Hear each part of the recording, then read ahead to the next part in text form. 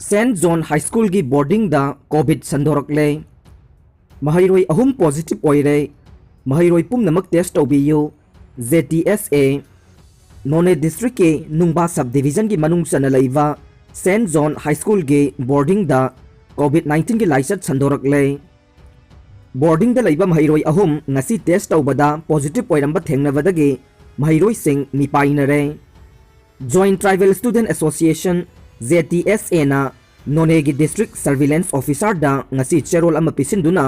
boarding दा लैरिबा महैरोई होमपुमग कोविड-19 की test तौबिनबा खंगहनख्रे government असिदगे फत्तबा मी अमता सेनबा ngamloi ngarang kwakta da sahi नौरिबे नुपी अमा मिहाथीना हातोकलगा लंगथोकलंबगी थवोंग अदु थमोई सोकना कंडेम तौवे अथुबदा मिहात असिदा चेनरिबा सिंग फादुना चैराक पीगने गवर्नमेंट असिदगे फत्तबा मी अमता सेनबा ngamloi हाइना ngasi क्लीन क्वाक्ता ना सिंधुना बिष्णुपुर डिस्ट्रिक्ट के मनुंगसना लैबा क्वाक्ता पब्लिक ग्राउंड दा पांगथोकिबा वार अगेंस्ट ड्रग के पब्लिक कन्वेंशन दा चीफ मिनिस्टर एन बीरेन ना फोंगदोखरे रेलिंग पोस्ट फक्तुना हुरान खिबदा अथॉरिटी ना उदबगी मरम करिगिनो कमिटी केक्रुपाट मिनुथोंग डेवलपमेंट कमिटी के चेरोल दा इम्फाल सिटी के मयोल दा लैरिबा कंगलापाट मपान दा सेल यामना चंगना डिजाइन तौदुना थारिबा असिगे रेलिंग पोस्ट फक्तुना हुरान बलेप्त्रे मतम खरगी ममांगदा रेलिंग पोस्टिंग असे सेरियल नाइना फक्तुना हुरान खरबा मतुंगदा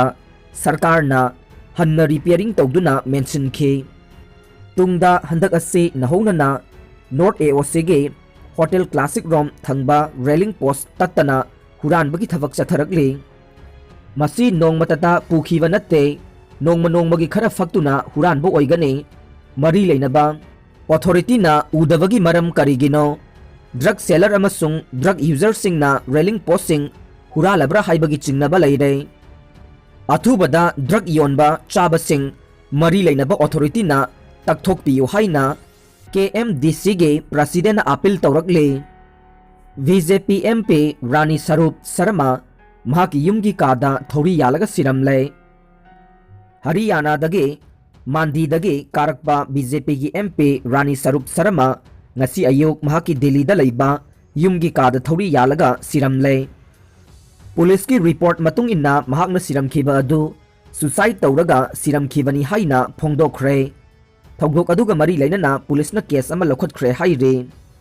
prithvi gi manungda nungsit nungsa sengdava city kuntra khangatbada city kungani thoide India dagi oire yamna ikai ngai oiba amada prithvi gi khwaidagi pollution thokpa amadi नुंसित नुंसा सेंगदबा शहर कुंट्रागी मनुंगदा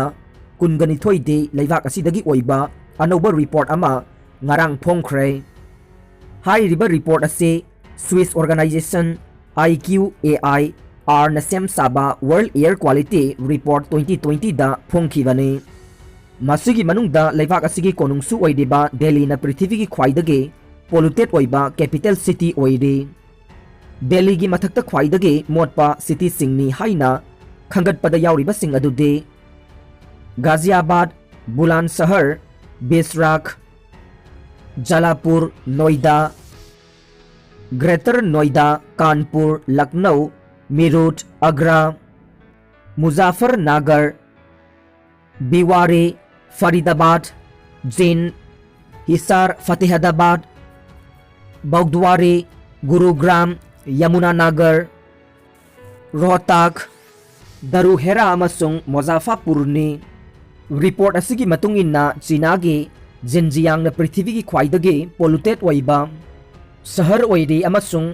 मसिगी मतुंगदा लैबाक असिगी शहर मापन्ना मतुंग इनरे high river report असे पृथ्वी की लैबाक चामगा तरुक्तगे PM 2.5 data दा base तौरगा सेमखिबनी हाइरे report असिना मखाताना लैबाक असिगी pollution थोकहनबदा transportation sector ना ख्वाइदगी heli हाइना फोंगदोकले IQAI R गे CEO ना फोंगदोखिबदा हौखिबा चही 2020 ना नुंसित की पोल्यूशन असा तौरंबगी वांगमदा हेना सोखनखे अमसुंग मियोइबगी थबक थवोंग मयाम असिना कुमजा 2021 दा हेंगलकपा यारी हाइखे रिपोर्ट असिना एयर पोल्यूशन थोलक्तनबा लखुटपम थोकपा थबकसिंग अदु लखुटनबा मियाम दा खंगहले हाइनसु पनखे पुलिस स्टेशन खुदिंगमक्ता फोरेंसिक किट थमगदौरे लैबाक असिगी पुलिस स्टेशन खुदिंगमक्ता फोरेंसिक किट नत्रगा रेप इन्वेस्टिगेशन किट थमलगनी हाइना union minister for women and child development Smriti Irani न फोंदोखरे म्यांमार दा प्रोटेस्टर कुन सिखिबगा लोइनना पुन्ना सिखिबा मियोय मसिंग चामगा मरिफु यौरे म्यांमार दा निंगथौकाबा नुमितकी ओइना सिक्योरिटी फोर्स ना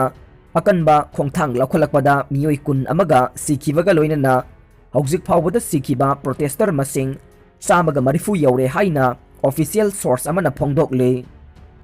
म्यांमार की वाथोक्ता इंडिया ना मतेंग पांगहन्निंगबगी अपाम्बा फोंदोखरे म्यांमार मिलिट्री ना लैबाक अदुगी इलेक्टेड गवर्नमेंट पु कू तौदुना नमथुरगा अमुक हन्ना शक्ति पाइसनखिबना मरम ओइरगा लैबाक अदुदा थोकलिबा थौदोकसिंगना मियोय कया सिहनख्रबा मतुंग लैबाक अदुदा अमुक हन्ना शांति पुरकनबा होटनबदा इंडिया ना मतेंग पांगहन्निंगबगी अपाम्बा मिजोराम राज्य सभा के मेंबर के बांडला वेनाना फोंदोरकले BDF अमा लैखिदबा मतमदा महाकी इमुंगदा लुपा लाख अनि पीरगने हौखिबा फेब्रुवारी 9 दा थौबाल अमसुंग Kakching district BDF welfare association गे अपुनबा एग्जीक्यूटिव मेंबर सिंग न लौखिबा वारेप की मतुंग इन्ना डिस्ट्रिक्ट अनि असिगी मनुंगदा लैबा BDF पर्सनल अमा लैखिदबा थोकपदा हाना महाकी लैहौरिबा इमुंग मनुंगदा पीरंबा सेनफम लुपा लाख अमगा लिसिंग यांखै असिदगे लुपा लिसिंग यांखै हेंगतुना पुन्ना लुपा लाख अनि पीरगनी हाइना Thoubal district BDF welfare association के जनरल सेक्रेटरी H जीवनना थादोरकपा चेरोल अमना हाइरे कोलकाता सेंगदबा इसिंग थकपदगे मियोय अमगसु सीख्रे कोलकाता सेंगदबा इसिंग थकपदगे सीबा मिगी मसिंग अनि सुरदुना ngasi लैबाक पोकपा नुमित के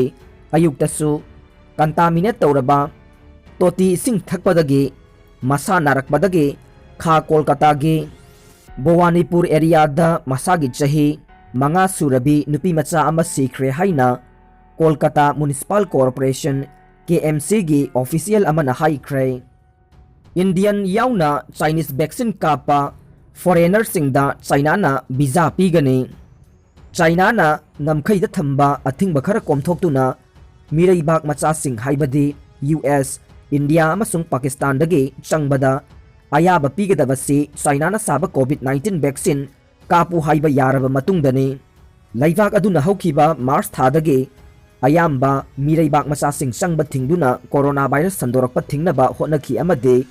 मसागी मरैबाकता लाइचत अदु लाक्सिनबा ngamखे चाइना मनुंगदा मिरैबाकतगी थबक तौदुना इमुंग मनुंगा लैबा मियोय कयासु लैपाक अदुदगी सत्पा याहनखिदे